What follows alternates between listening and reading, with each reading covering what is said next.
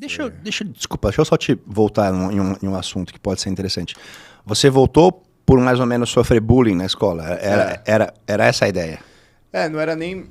Assim, eu fui expulso de uma escola, né, quando eu era moleque, era bem... Tá. A gente quer pegar esses pontos.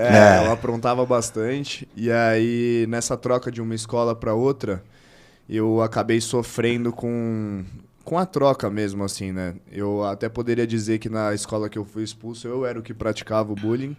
E depois, quando eu troquei de cenário, eu fui o que sofreu o bullying. Tem escola nova, você... Escola nova, eu não abaixava a cabeça, já tinha os donos do território ali, e aí a gente acabou entrando em conflito. Eu era mais novo, eu era menor, mais fraco, e aí acabei sofrendo um certo prejuízo na época. Tá. E eu ia te perguntar isso porque você acha que o jiu-jitsu ele funciona bem para crianças assim que precisam de autoestima, defesa pessoal, a pessoa que assim, começa a ter talvez uma imposição, não abaixa mais tanto a cabeça? A gente escuta falar muito isso, né? O que eu senti depois de anos praticando, né? Se você fosse falar isso pra mim no início da minha prática, talvez eu não acreditasse. Talvez eu tivesse iniciado até pelos motivos errados. Pra brigar mesmo, né? Exato. Pra me defender, né? Sim. Porque quando eu passei por essa situação na escola, eu tomei uma cabeçada no rosto, um tapa na cara. E esse tipo de coisa é muito agressivo pro adolescente ali, né? Ainda mais na escola, na frente de todo mundo, quando isso acontece.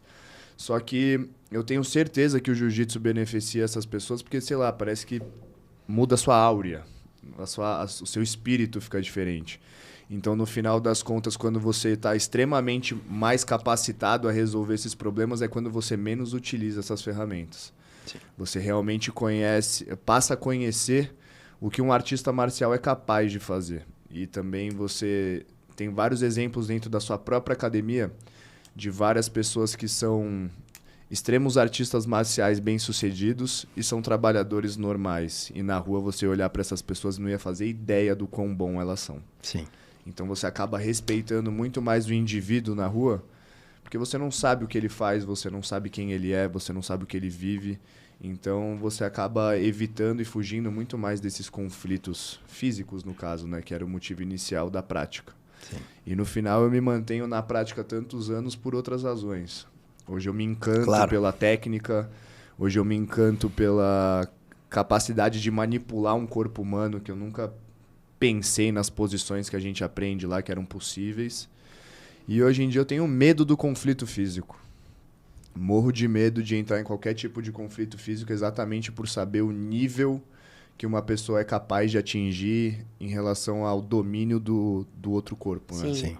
Então, eu acho que foi a melhor mudança e maior mudança que eu tive na minha vida foi ter entrado pro esporte, com certeza. Boa. Com certeza mudou sua vida, né? Absolutamente.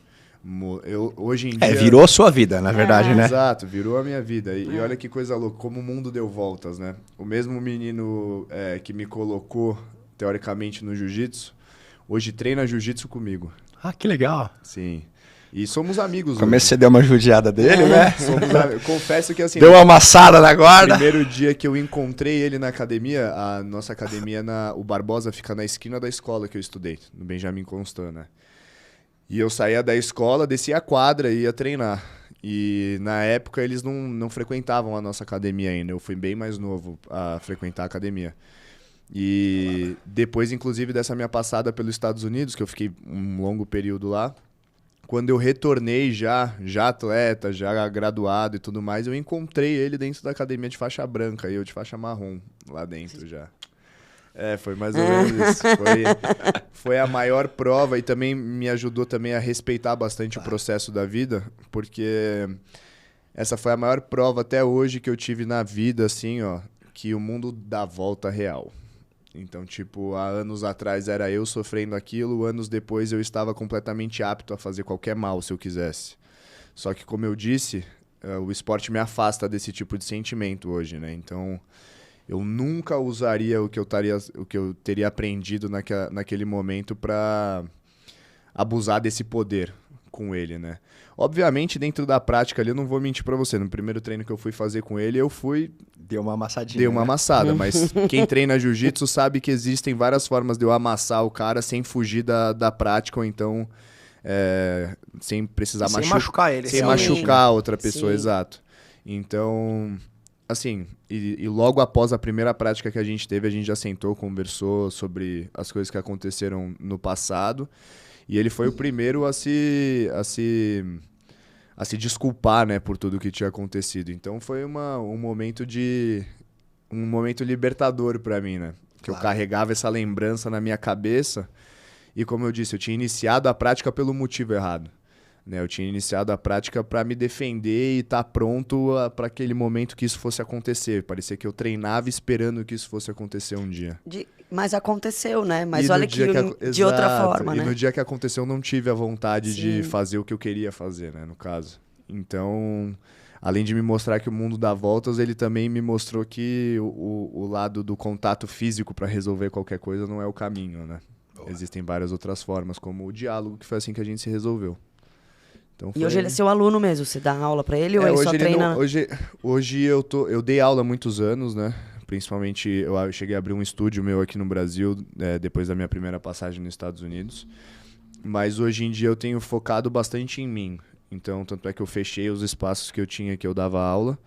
E hoje eu tenho focado bastante no meu lado atleta e no meu lado de imagem, que tem me dado muito retorno, né, no caso. E eu também nunca tinha tido olhos para isso. Mas aí hoje eu sigo fazendo essas coisas aí, cuidando da imagem e do treino. E não dou mais aula para turmas, né? Hoje em dia eu pego um aluno particular ou outro, mas no caso agora o mestrão viajou.